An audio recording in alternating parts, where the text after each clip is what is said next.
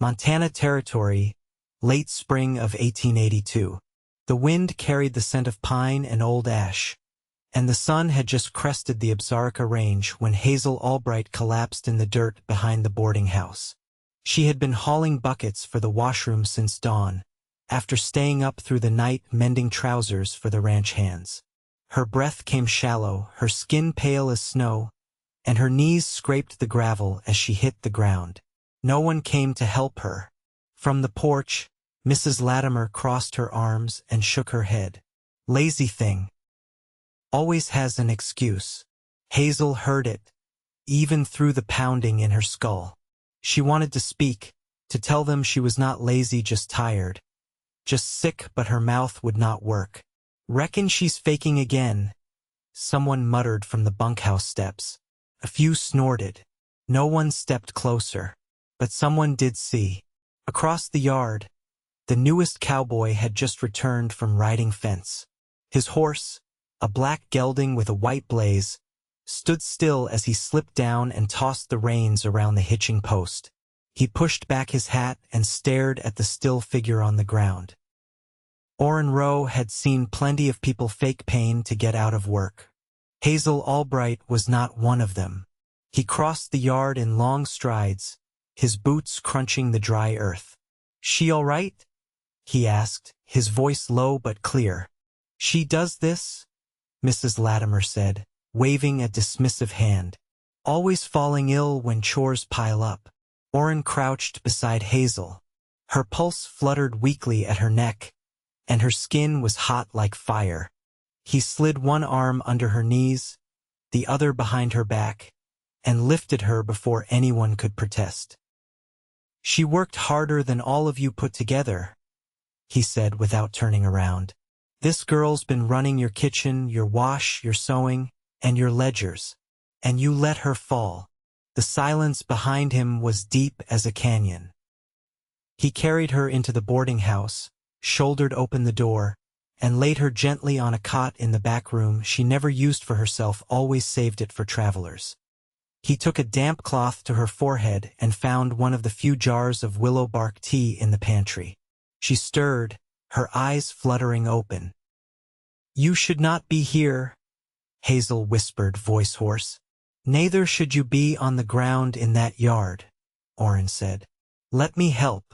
She tried to sit up but winced and fell back. "They will say I am pretending." "Let them talk," he said, firm. "I have seen what you do here. You carry this whole place." Hazel blinked at him like she had never been spoken to that way, because she had not in years. Her mother died when Hazel was 14, and her father disappeared into the hills with a bottle when she was 16.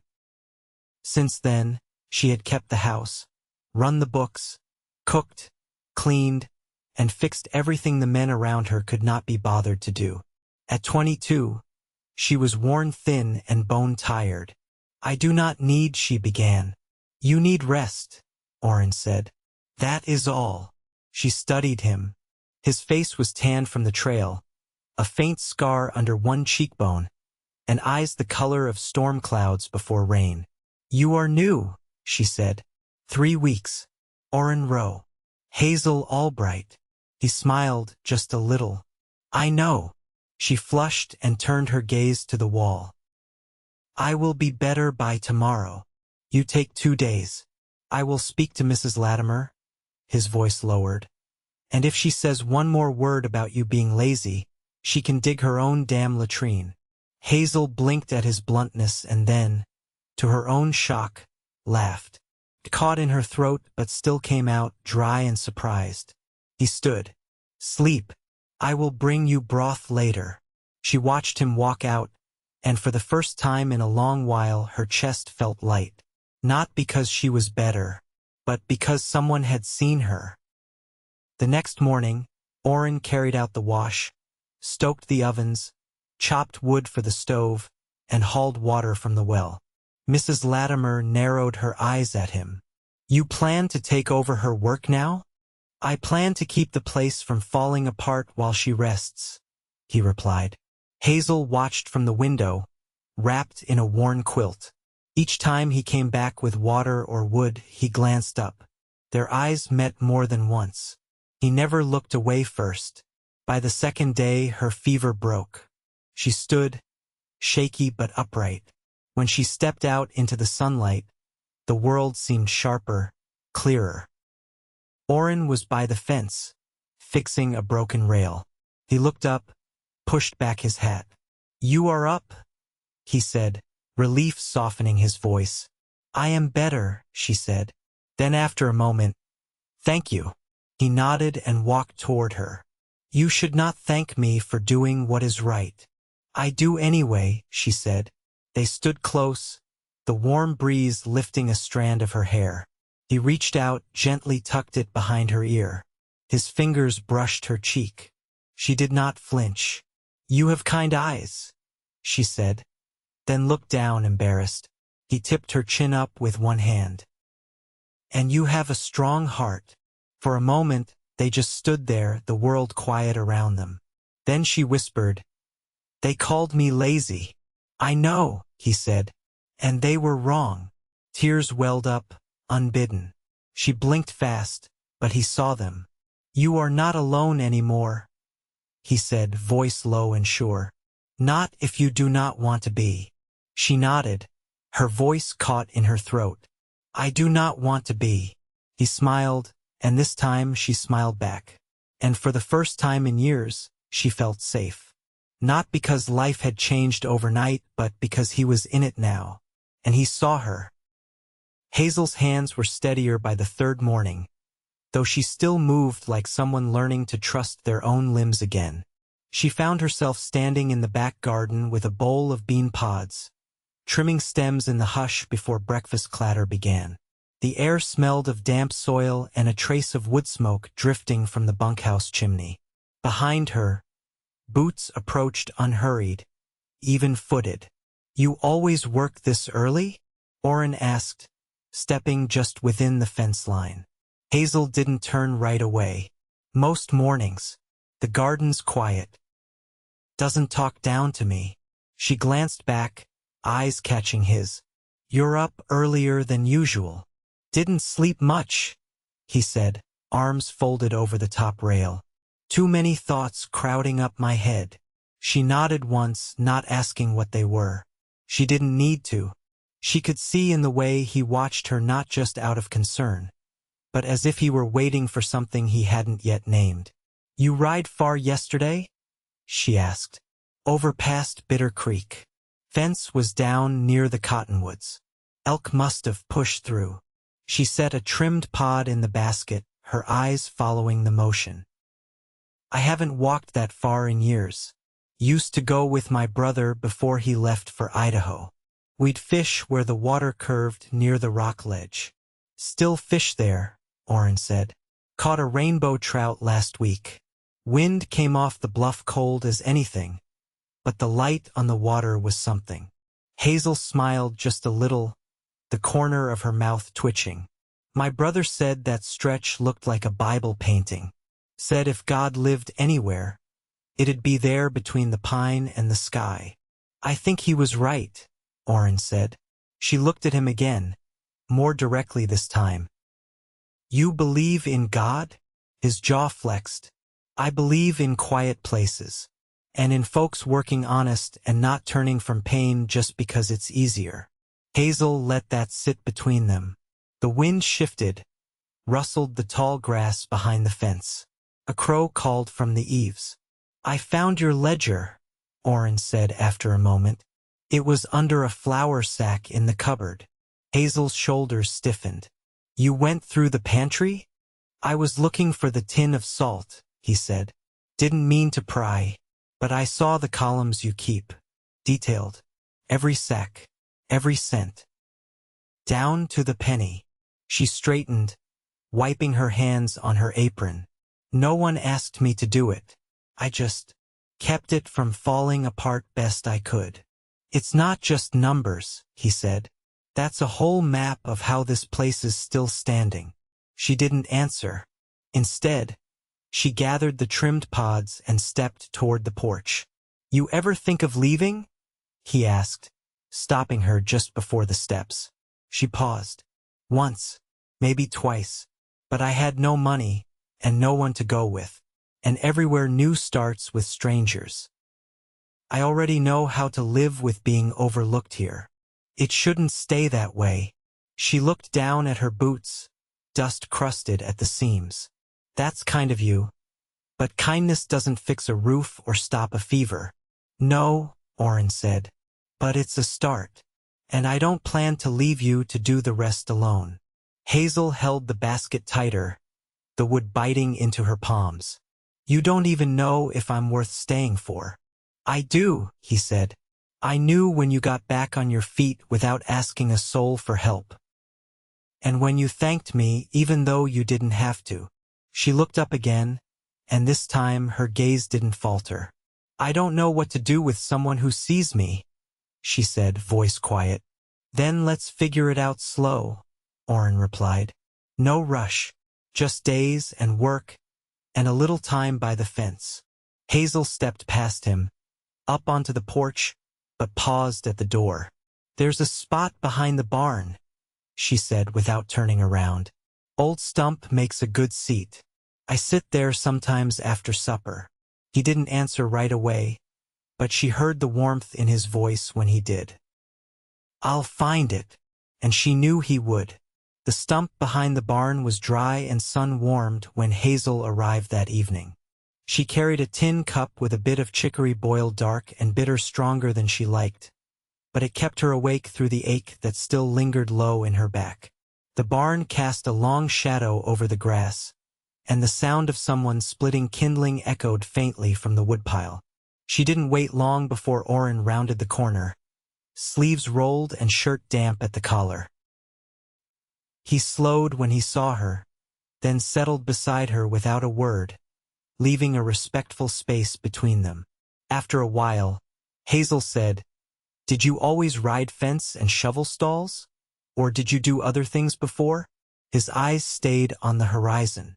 I freighted for a while, ran goods between Laramie and Helena, then tried my hand at breaking horses near the Judith Basin. But I didn't stay long in either place. Why not? He rubbed a thumb across his palm, as if remembering old rope burns. Didn't find anything worth staying for. She took a sip of the chicory, grimaced slightly. This place isn't much. It's honest, he said. And you're here. Hazel didn't answer right away. She watched a hawk circle high above the scrub line, wings tilting with the wind. My father used to say I asked too many questions, she said. Did you? Not really. I just wanted to know how things worked, why the accounts never balanced, why the men got more pay for less work, why women like my mother died young and tired. He turned toward her, his voice quiet. Did you ever get answers? Some, she said. Most folks didn't like being asked. I don't mind, he said. Ask me something. She hesitated, then said, Why do you help me? He didn't look away. Because you're worth helping. That's not an answer, she said, though her voice softened. Then maybe I'm not finished giving it, he replied. Hazel looked down at the cup in her hands. The enamel chipped at the rim, a hairline crack running along one side. She'd used it for nearly 5 years. I've never been courted, she said. Orren's brow lifted slightly, but he didn't speak. Not really, she went on. Once, a boy from Emigrant brought me a ribbon. I gave it back. He only wanted someone to cook for him. Is that what you think I want? She glanced at him. I don't know what you want. I want a life that feels like something I built, with someone who doesn't flinch from silence. They sat with that for a while. The sun slipped lower, casting amber light through the slats of the barn wall. Hazel spoke again, slower this time. I don't know how to be anything but tired. I don't mind tired, he said. I mind cruelty. I mind a place that eats the best parts of a person and calls it normal. She nodded, but her throat tightened.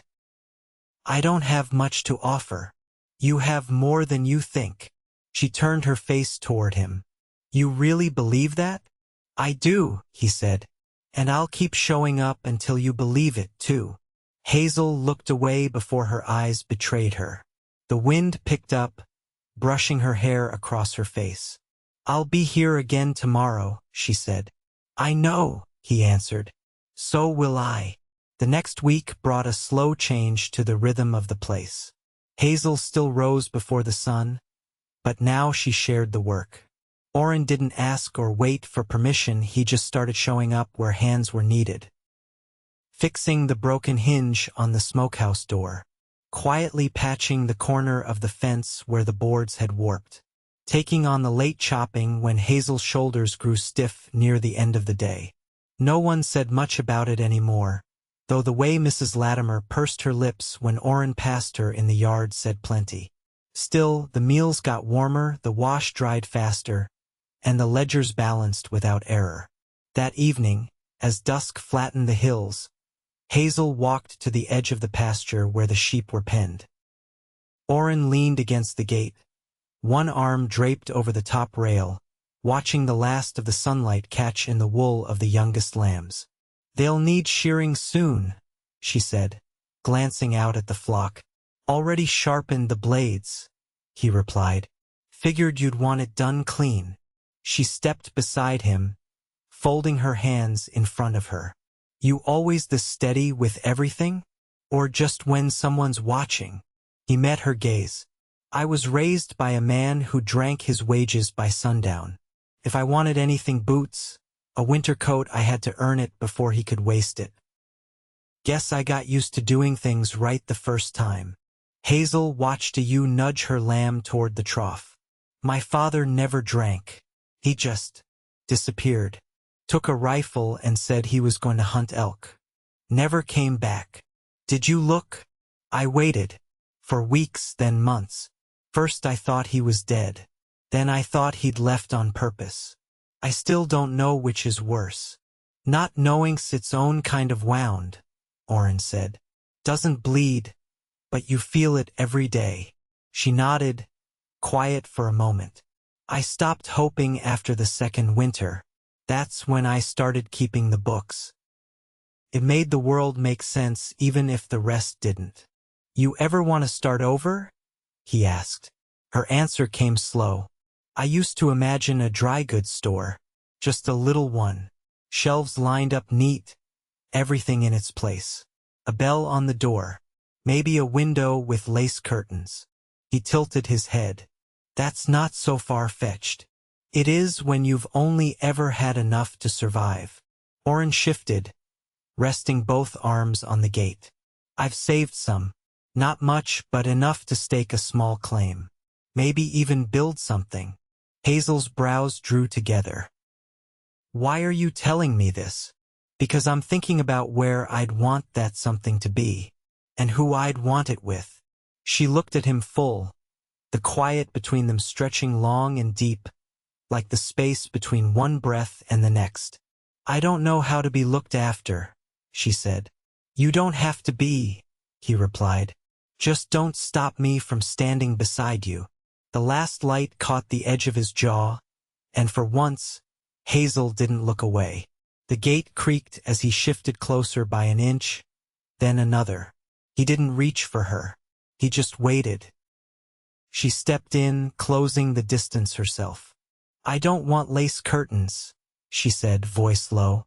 No, I want sturdy ones, thick enough to keep the heat in come November. Then that's what we'll have. She nodded, her hands finding the edge of his shirt sleeve. Her fingers curled there, holding just enough to feel the fabric. Orren's voice dropped softer. May I? Hazel tilted her chin, giving him her answer without a word. His lips met hers gentle, but certain a promise, not a question. When they parted, she stayed close. You still planning to shear the sheep tomorrow? First light. I'll bring the oil for the blades, she said. I'll bring breakfast. And that was how it began, not in grand declarations, but in shared tools and borrowed mornings. In two hands working side by side, building something that would hold against the wind. The shearing took 3 days. Not because of delay or lack of skill, but because Hazel and Orren worked without haste, committed to doing it right rather than fast. The sheep stayed calm under their hands, and the wool piled up in clean, gray-white coils. By the second evening, blisters had risen on the inside of Hazel's thumbs, but she said nothing, only soaked her hands in cool water after dark and let Orren rub tallow into the tender skin. On the 4th morning, rain came down in a steady rhythm, soaking the soil and leaving the air thick with the scent of wet cedar.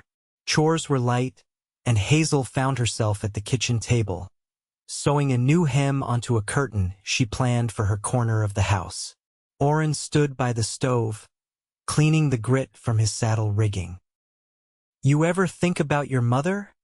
he asked, not looking up from the leather. Hazel kept stitching, her voice steady. "She used to hum when she was tired. Gospel songs, mostly.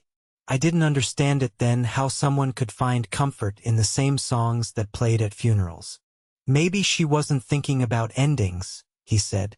"Maybe she was holding on to something that didn't break when the rest of life did." Hazel pulled the thread through and knotted it. "She was good with her hands. She made all our clothes when we were small. Embroidered the cuffs with little blue stars. Sounds like she had a quiet kind of strength." "She did. I think I've tried to live up to that without meaning to." Orren finished with the saddle and set it aside. "You don't have to live up to anyone. You've already built something steady out of what most would have let fall apart." Hazel stood, folding the finished curtain.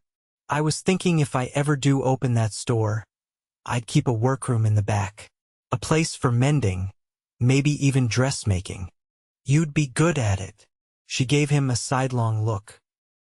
"You haven't seen me sew anything fancier than a curtain. I've seen how you care for what you make. That matters more." A knock at the door pulled Hazel's attention. She opened it to find an older man in a thick coat, one she knew only from town, a Mr. Langley, who ran the freight line down from Livingston. He removed his hat, rain dripping from the brim. "Miss Albright," he said, shifting from foot to foot, "I come bearing a strange errand. A woman passed through 3 nights ago, heading toward Bozeman. Said she knew your father, called him by name. Said she'd seen him in Helena last year. Alive." Hazel didn't move, her breath caught somewhere between ribs. "She left no address," Langley added. "Just said you deserve to know." Orren stepped beside her, silent. Hazel's voice came low and even. "Thank you, Mr. Langley." He nodded and walked back into the rain. She closed the door gently, resting a hand on the wood for a moment. "You believe her?" Orren asked. "I don't know," she said. "I think I've already made peace with him being gone." Orren waited. "I used to dream of him coming back," Hazel said, explaining himself. "But what would I say now? That I've lived a half-life waiting for a man who never returned? That I did the best I could without him?" "You don't owe him anything," Orren said. "I know." She turned to face him. "But I'm done waiting." Outside, the rain softened. That night, as the fire crackled low, Hazel brought out 2 mugs of tea and sat beside Orren on the edge of the hearth. They didn't speak for a while.